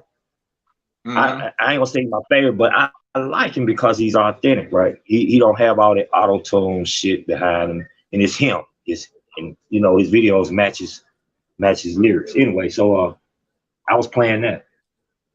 Well, little youngster came in and said, "Man, OG, you listening to that? Damn, man, you just messed me up." But I listen to it because I gotta be able to relate to y'all. If I ain't hearing what y'all listening to, y'all don't know what the fuck y'all talking about. If you want to understand the people, all you gotta do is listen to their music. I don't care what people you go to. Go to their culture. Their culture's in their music. You want to talk their language? Go to their shit. You see what I'm saying? So that's what I do. I mean, I listen to it. Listen to what they. I mean, I don't like a lot of this music they got. So I find the ones that I do like this up to date and relevant for today. You see what I'm saying? And I hear him. Okay. I know he's not conscious. According to his lyrics, he certainly ain't conscious. He's probably something that we speak against. But those guys like it. Them little youngsters like what he's saying, that he talking the same language they talk. I need to know what these youngsters talking about. So if you want to reach them, you're gonna have to talk their language sometime. I mean, and it's all fine and dandy. You gotta be versatile. You gotta know your audience, know your crowd. If Malcolm sat in front of a audience of intellectuals, and he got on their level. But the Malcolm I learned about from his lectures, from his speeches, he was simple. I didn't never have to go to a dictionary for anything that he said. He was simple. But I can go to some of the recordings on YouTube and be like, "Dang, okay, I hear you." So he knew how to switch it up according to his audience. The people that you're talking to, you got to be on their level, Yep. And when you talk to them, your message can come out. It's just in their language. Yes. The message is there, and they gonna pick that shit up. And guess what? You, long as you walk it like you talk it, like the Migos say, walk it like I talk it. Long as you walk it like you talk it, trust me, them little youngsters, they gonna know you real, and they gonna see it like that, and that's how they gonna address you. So that's how I see it. It's kind of simple to me, And like I say, they gonna feel your message, and then we can't look for immediate results, man. Revolution ain't like instant coffee, man. That shit does not pop out just like that. It's long and protracted. So I mean, a protracted struggle. So with these youth, they want to have their fun. They want to do their thing. They want to feel that they got control and they know where they're going with. So you got to plant that seed sometime and just let it grow. You know what I'm saying? And your job is to just keep watering. So that's how I see it when we reaching the youth. You know what I'm saying? Marcella, he just moved and sealed me last week. Yesterday in class, I told everybody, I said, how many times I told y'all to go get the red book? How many of y'all done heard this here? And several guys in there, it ain't number one guy got the red book. I said, all right, well, I'm reminding y'all, get the damn red book. You see what I'm saying? Y'all ain't got no business walking around here talking about your gang affiliate. You ain't read that red book. You need, especially if you're GD, because I know y'all literature, and a lot of that is in there. That's where it came from. Some of y'all literature come out of this. So I points to stuff like that and give it to them, bro. Read that, read this, and read this, And this should be in your back pocket at all times, brother. It's pocket size. Put it in your back pocket. That's your Bible right there. That's what I tell them, And they see it's genuine. They see it's real. And every brother I met behind these walls, when we get this talking, first thing they say, man, I should have got this information when I was a child. Yep. So somebody's scared to give their children something, Hey, from real, I know a lot of people feeling this way. Atiba, good to have you back, Comrade. For real, we've been missing it, man. I ain't gonna lie. But yeah, did you have anything to add to that, Haki? Yeah, I'll just I'll piggyback off what Conrad said. He basically, broke it down exactly what I was thinking. Is like, when I'm dealing with the youth, I just go back to, I just go back and remember how I grew up. And I know everybody ain't grew up like how I grew up, but at the same time, I take that to understand what this generation is going through as well, because I go back and remember the times on what I was doing at their age. So when I incorporate that into the scenario, that's how I approach them. You know what I'm saying? I adapt to them. You know what I'm saying? I don't come into, trying to tell them or push stuff on them. No, I come at them like how, I was when I was a teenager, and I come at them that way. Not to say that I'm a adult trying to be a teenager or a kid. No, I just relate to them in that way. Just like you said, hip hop, period, runs the world. Can't deny it. It's black. It's ours. You see what I'm saying? So don't get me wrong. Hip hop has tremendous negative shit in it. Don't get me wrong. You see what I'm saying? I grew up off of that. We all grew up off of that. But we got to, us, if you're going to be a revolutionary is scientific with his methods. You know what I'm saying? Period. We scientists. We navigate. We it's just like being in that lab. When that scientist in the lab, when you trying to get to the hypothesis, you have to go through the struggles of trying to figure it out and sample shit. You see what I'm saying? And it's gonna come with failure. It's not gonna be successful when you first doing it. You know what I'm saying? Because if that's the case, all these scientists in this world would have created shit that would change the world. You see what I'm saying? But we got to understand that it's a process when you're in that lab. So that's what I do. I work like a scientist. I navigate through the youth. I adapt to them. You know what I'm saying? A lot of these street organizations, I come from a street organization. You know what I'm saying? I come from a street tribe. You know what I'm saying? So I know how most of my young people that follow me, they in street tribes. So I already relate to them, period. So it's kind of like easy for me because they come from the same lifestyle that I came from. But for the ones who don't come from that lifestyle, I got to step into their life. You see what I'm saying? I got to step into their life. And the most potent way to do that is through hip hop, period. it really ain't no other way to talk to the youth right now. It's through hip hop. You know what I'm saying? It runs the world. So as much negative stuff that's in the hip hop, we gotta find the positive stuff in hip hop and strategically use that to bring them in and to, politicize them. You see what I'm saying? It's all about politicizing their consciousness socially, you know what I'm saying, and politically, and even culturally. You know what I'm saying? Because if you don't know what your culture is, you know what I mean, you ain't really gonna know who you are, period, because you can't, you don't have no identity. You see what I'm saying? So at the end of the day, it's just that we got to take hip hop, use it as an advantage, use it as a method, a tool to come into their world, and like you said, keep sprinkling them with water. Eventually, the seed will grow. You know what I'm saying? Because look how long it took for me to grow. You know what I'm saying? I ain't hop straight off the porch into this, this liberation struggle, this independent struggle. I had to go through that process, like the majority of us. You know what I'm saying? Like even our elders from back then, a lot of them come from street tribes. You know what I'm saying? That's a lot of the history that's been left out. You know what I'm saying? But like a lot of those Panther leaders, a lot of them was engaged before they got into the Panthers. You see what I'm saying? So it really is no difference. It's just different times. You know what I'm saying? We just living in different times. It's the same thing. We just gotta go in, pull them out. That's right. I want to say thank you to both of y'all, because actually y'all putting some shit on my mind. You know what I'm saying, that I actually didn't think about, but I understand that we are scientists and as revolutionaries, we understand that they're positive and negative in all things, and everything out there is simply just a tool, a weapon that can be used against us or for us.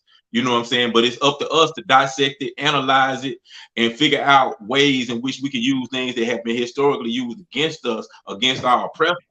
And dang, y'all like figured it out. Y'all were like, boom. I'm like, I got one of them light bulb moments. Like, damn, that's what I've been missing. Damn, why it take me so long to talk to y'all? No, so like, thank y'all. You know what I'm saying? Because like a lot of times I be listening to the music from that perspective, like, God, I hate this shit. You know what I'm saying?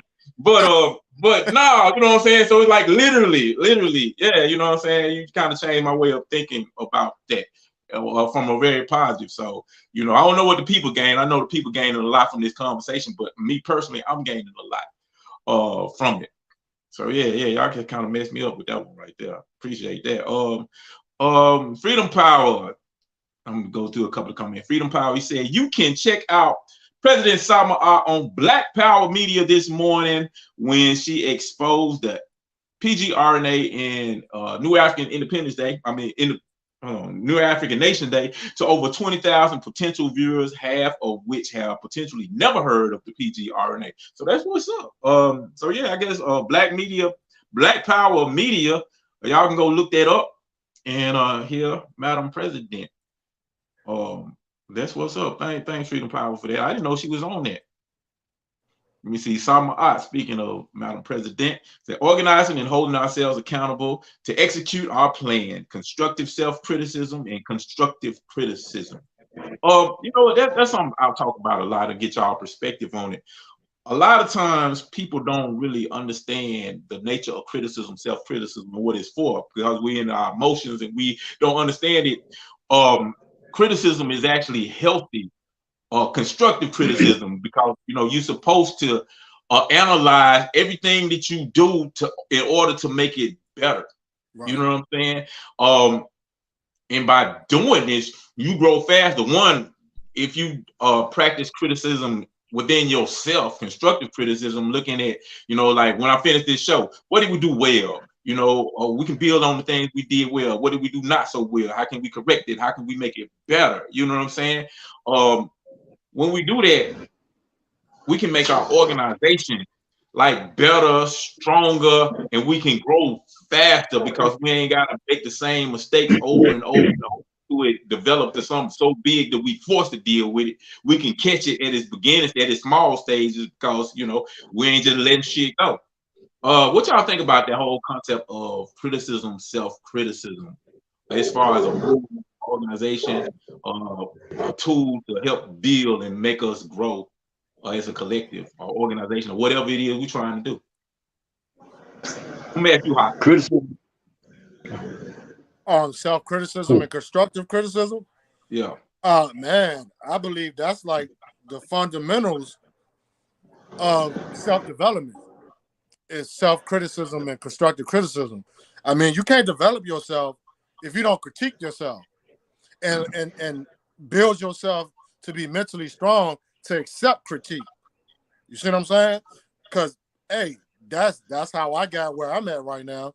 You know what I'm saying? By self-criticizing myself, looking for my weaknesses, building off my strengths. You see what I'm saying? Like, that's how you build a soldier.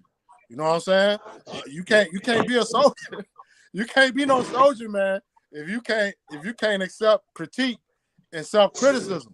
You see what I'm saying? And that's crazy. I'm glad you brought that up because ironic because this is something that I learned in being in the street tribe. You see what I'm saying? Like, yeah. I mean, a lot of people like to tend to point out the negatives about being in gangs and street tribes and stuff like that. But when I was in the street tribe, when I was in the gang, shit, self-criticism and critique, all that was a part of you even being a part of the gang. You see what I'm saying? If you could, even though it's criminality, even though we was involved in criminality, you know what I'm saying? But it's what we call a G check. You gotta get a G check. If you did something wrong, the higher, you know, the leadership got a G check you. You see what I'm saying? You made a mistake. You doing that wrong. You see what I'm saying? And it's the man in you and the woman in you to accept and see what that leader is showing you, or that group, or that collectively, I don't like to say leaders, collective leadership is telling you and showing you where you made your mistakes at. You see what I'm saying? So, like, shit, that's always been a part of my lifestyle, period, is, you know, critique, self-criticism, especially constructive criticism.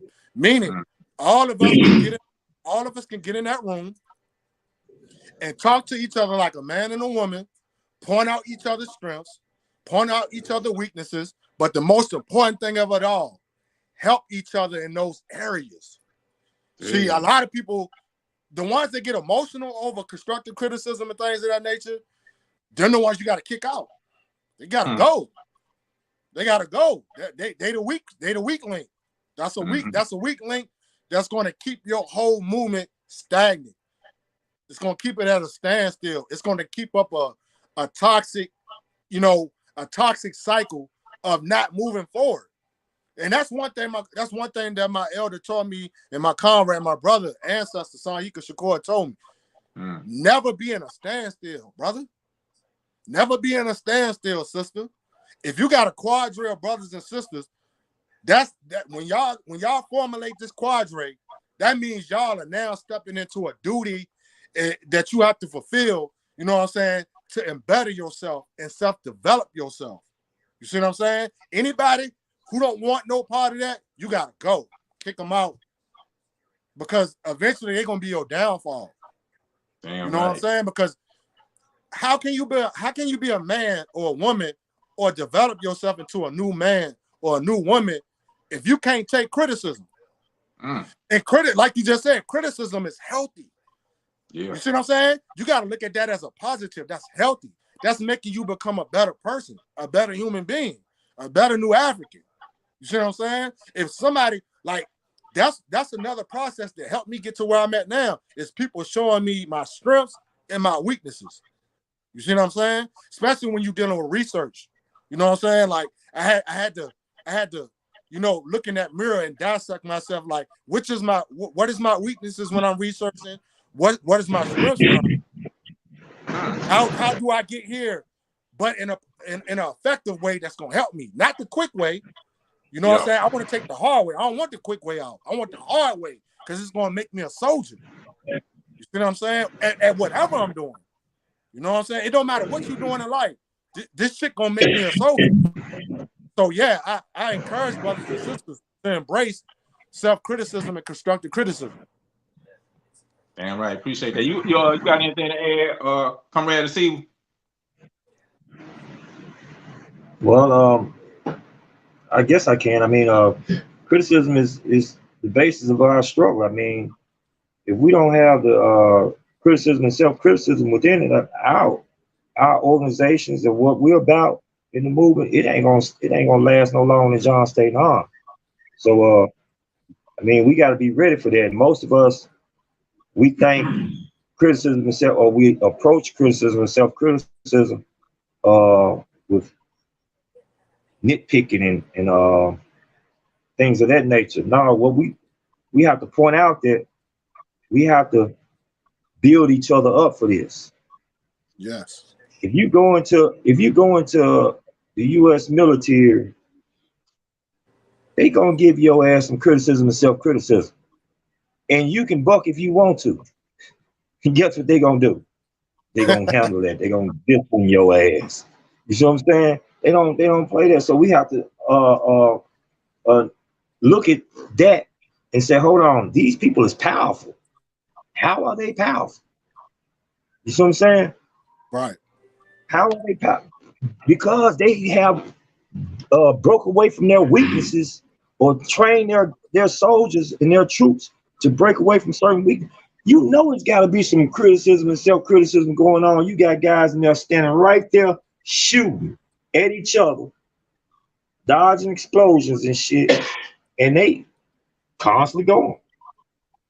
The average guy, an explosion pop, boom, somewhere close by, they go, oh, all that. Soldiers, they constantly marching towards it, just like a horse. You know, it's back in, when you see them old war films with the horses in the middle of, and they shoot, and the horse ain't blinked. It ain't went the opposite direction. It's wherever the rider wanted to go, it's going right into the battle. Because they have worked away their weaknesses. And as human beings, part of our way of working away weaknesses is pointing out our shortcomings. Criticism and self-criticism does that. And, I just brought up the Red Book, which is a perfect example because it has a chapter on that, criticism and self-criticism. And it also deals with liberalism. We have to break away from those. It's a lot of things that we have to do. Even just looking at our culture itself and the history of our culture, it talks. Y'all heard the 42 Confessions, right? What is it? 42 Negative Confessions. Yeah, the principles of mind, things that I have not done, and that's forms of practicing criticism to self. I have not done this. I have not done. I shall not, or whatever. You have to build yourself up for this. You can't come in that thing as you are and think that you're gonna survive it. It ain't working like that. And just like the brother was also saying about being street affiliated, I too was one street affiliated. We had our rules and regulations, your do's and your don'ts. And you break them rules, they gonna break you. It's in everything. You got rules and regulations inside your parents' house, right? When you was a child. I for one, shit, I couldn't go outside after when the lights come on, had your ass in the house. Exactly. But there was a reason for that. You know what I'm saying? There was a reason for that. It taught me stuff. Taught me about cleaning up. Oh, thank you. Yeah. You trying to spoil me, ain't you? Man, my brother brought me. I told you on the podcast. Okay. My brother brought me a little meal over here. I'm gonna smash that when we get off. Okay. But, that's one thing I'll eat, man. I'm gonna get to some of these comments. Go ahead, man. We ain't gonna be on much longer. You know what I'm saying? I know time been running. You know how we do when we get together. We just talk. Yeah. And then like 3 hours later, we still be talking. But yeah. Brother Chase said, yes, we have to change our perspective on how we see our people and families. We must get away from how capitalism has taught us. Extremely important comment, Brother Chase, because one thing you got to understand about capitalism, it's designed to make sure that a certain class of people get the massive amounts of resources, wealth, even if that means that the expense and exploitation of everybody else. And if you're thinking of like that, you're thinking in a mindset of exploitation, how to get over. You know what I'm saying? And that, that's something we see a lot. So I appreciate that, brother Che. Confidence Chizoro Okeke. I suggest music, but I believe in basketball. Then making musicians can be the side basket. Hold on, side basketball and music is 100 years old strategy for networking. Do you understand that? They comment at anybody? I think they was making a relation towards they themselves probably like the sport of basketball, and you can find your way with talking with the youth right there because a lot of them go towards sport. It does. If you see wherever you at, I think wherever you may be located or your environment, and you want to get out there and swim, like we said, swim like fish in water. You gotta, whatever they doing, you gotta know how to get in there with them. Like, with me in here, my best way of getting with brothers that I don't know is when they catch me out my workout game, comrade. I'm a little guy and I'm 50 years old, but I get out there with them youngsters and we'll have a ball. I did it today. It's just you gotta be able to get out there with them on what they do, and you gotta have that energy for them. You know what I'm saying? Yeah, no, I got you. That's definitely, in matter of fact, that's kind of my approach when I deal with them. You know what I'm saying? Because it's like I do martial arts and a lot of times I be dealing with young cats and they be looking at me because I come from like a collegiate background, like whatever and stuff like that. I be like, okay, and then I show them some, and then all of a sudden respect change big time. Be like, oh shit, I feel like I was about to die. You know what I'm saying? So yeah, I feel you on that definitely. Kwame Okwamu, indispensable principle of revolutionary struggle. He's talking about self-criticism. Hey, brother, how you doing? Hey, Kwame, you coming to Nation Day this year? I know we kicked it for a little while last year. My first time seeing you. Be good to see you again. Black Cloud, Miami TV. Also, another person I kicked it with Nation Day last year. Hope I see you again. Free the land. Much respect. Definitely good to hear from y'all, brothers. Mary Queen, Creed, exactly. Work, study, and training. Self-criticism and criticism. Live by the new African. I guess you're gonna say new African creed. Okay, that's why they happen like that. Steel, sharpen steel. Brother Che, criticism is like cleaning up what you left behind, so that thing could grow better than what it was. It's a science to keep us on the right track. No doubt, bro. Exactly. Mel Queen responding to what you said, comrade. He said, exactly. That's all black children. You better be home before the street light comes on. Laugh my ass off. Mass exploitation of everyone for white people. That's capitalism.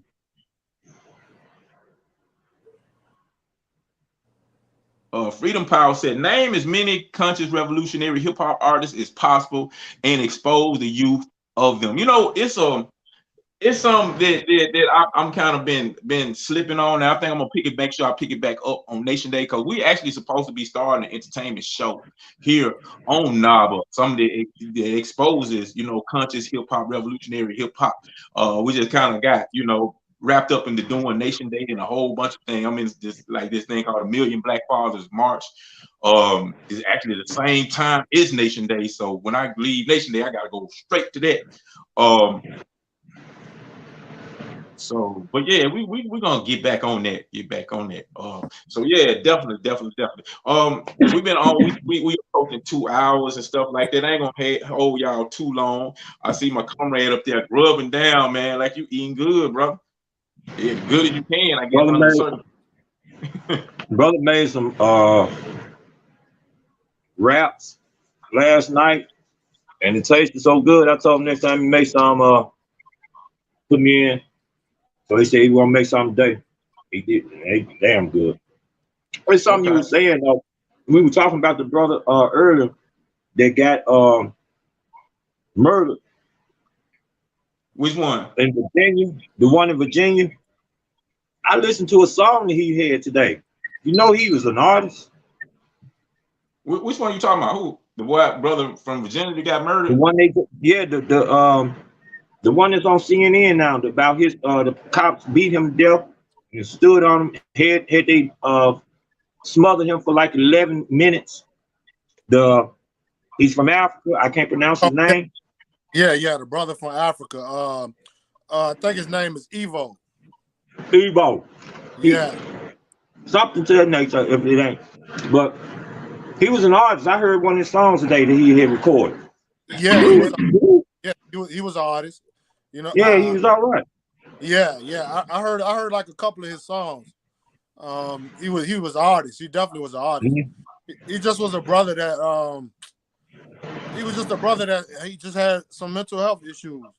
And you know the system just, the system don't even look at those type of individuals as human, especially if he's Black, New African. So, mental health is not an issue for, the thing about it is what the system is doing now. Straight out of that. Yeah, you go ahead, Cole. What the system is doing now that we need to be ahead of the game on is they're using ours, exposing our people, of killing our people, even with the uniform, the police uniforms on. But see, we have to point to that exactly for what it is. That's called class struggle. You see what I'm saying? We can't sit back and think, well, let the oppressor say, well, all right, it ain't us doing it. Now what you got to say? We got to already be ahead of the game on that and understand that we got a class struggle and we have a race struggle. You see what I'm saying? They're one and the same. And they were both born it. Definitely. We finna get ready to wrap up in a second. They were both born at the same time, capitalism and racism, white supremacy was born at the same time. So the manifestations of it is going to act in accordance, we got to keep ahead of it because you mentioned earlier, Comrade, I ain't trying to hold y'all up, Cotton. I know you said you're getting ready to get off. But you brought up those that have called themselves risen up the ladder. You used the term bourgeoisie. Yeah. Mm-hmm. Well, to be politically correct on that, that's the petty bourgeoisie class, or either point to us, we talk about our national bourgeoisie. Yeah. We have to point directly to them on that level, so we'll be clear on who we're speaking to. Right. I kind of forgot about it. When you made mention of it earlier, I wanted to kind of touch base on, but we'll catch to it another time. Thank you for that constructive criticism, Comrade. Yes, sir. But no, definitely. I know better. Man, y'all bringing up some good points, especially when you was talking about like mental issues, mental health, and how we don't get the benefit of mental health. That's something that in our community that's not really understood, because there's a stigma placed upon it, and a lot of people don't get the necessary help that they need, because don't nobody want to be called crazy or any, and they don't. A lot of people go undiagnosed, and when we get triggered and things pop off, Black men, especially New African men, especially, don't get that argument. We don't get to be, claim mental illness, mental issue. So that's a whole topic we can talk about. When you do look at that, when you use when you look at it from a racial perspective, from race. When they go to get help for mental illness, they got all kind of resources there available for them. Yeah. We end up in some kind of rundown ass so-called facility with people that beat the shit out your ass when you having a mental episode. Yeah. Working studios here, you beat the hell out of us as if you gonna beat this. Hold on. Well, that's exactly where he basically explaining. He's basically explaining what happened to the brother in Virginia. Like, the brother ain't really had no resources. His family, from what I've read and from what I've heard, his family has tried to put him in certain facilities, but like Conrad just said, you already know that's not a top facility that's going to help a black brother. You know what I'm saying? So, again, the system failed, or the system doing what it's supposed to do to new African black people is like, we're not going to get you no help, because at the end of the day, we don't even see you as a human being. So whatever's wrong with you, you're not going to get the top-notch resources. So that's a major issue, because at the end of the day, if this brother had resources and he had a better facilities to be where, if we had our own facilities, you see what I'm saying, that we control, situations like that happened with the brother would have never took place. You see what I'm saying? Because we only we know how to take care of our own people. Let's just keep it 100. You know what I'm saying? At the end of the day, we shouldn't be going to them people at all, especially when it's dealing with mental health issues. We shouldn't be sending our people to them people. No way. Because all they're going to do is use them as experiments. You know what I'm saying? We got a chronology of that. We got a history of that.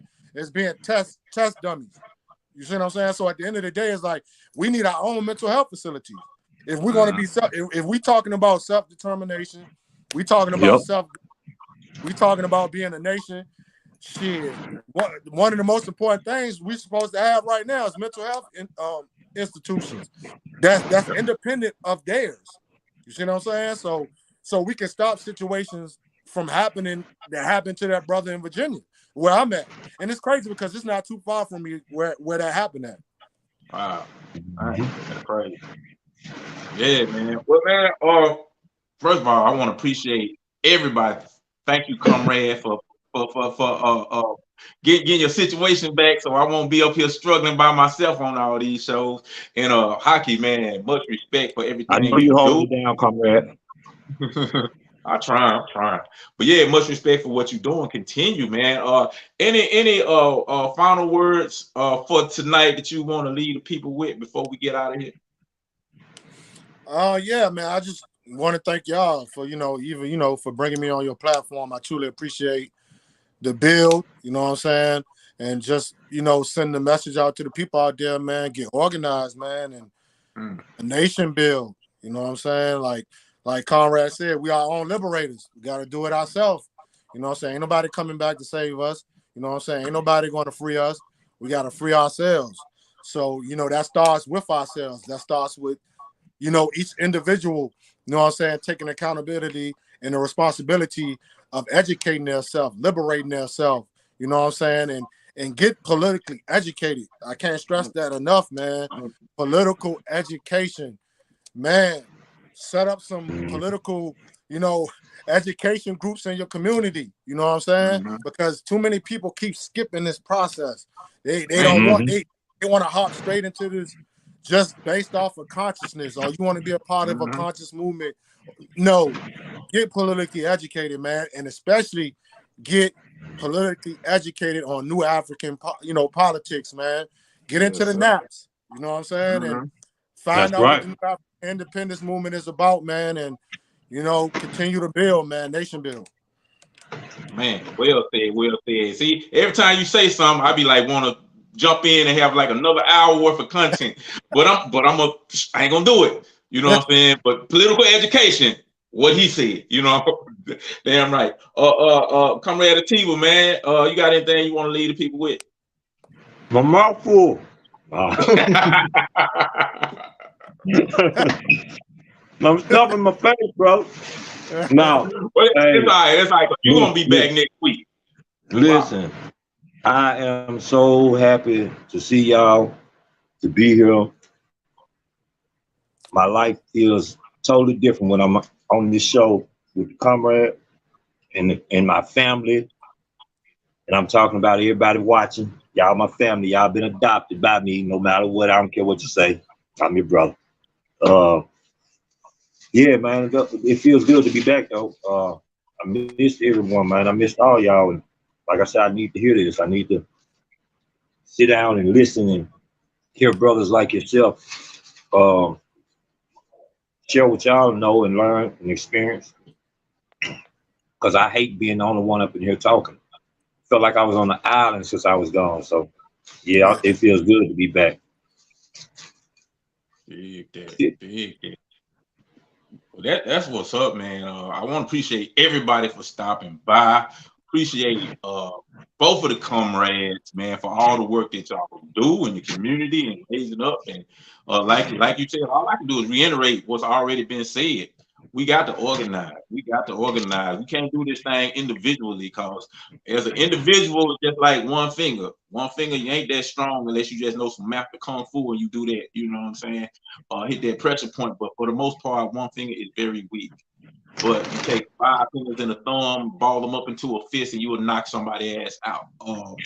Brother Prophecy with Comrade Atiba, Comrade Haki. This is a conversation between comrades. Join us again next week. Join Melly Queen Friday on the Truth and Power Corner, and Voices of New Africa be on Sunday.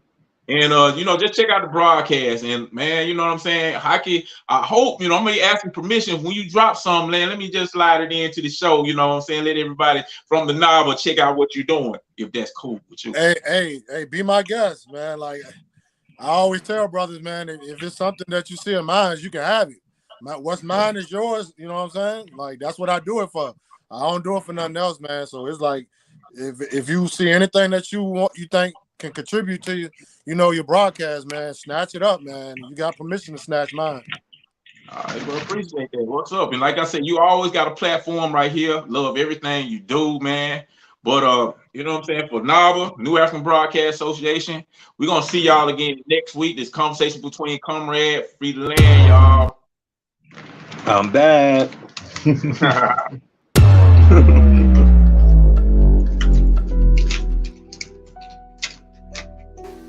I understand you were just doing your job, but that still doesn't make you right.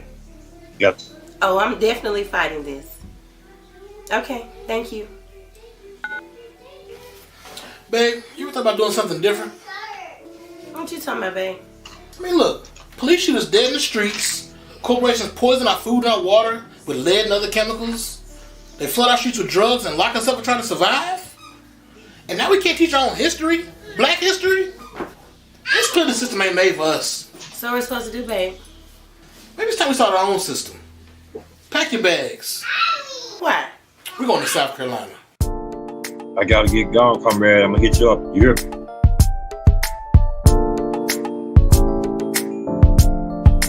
I think you muted yours.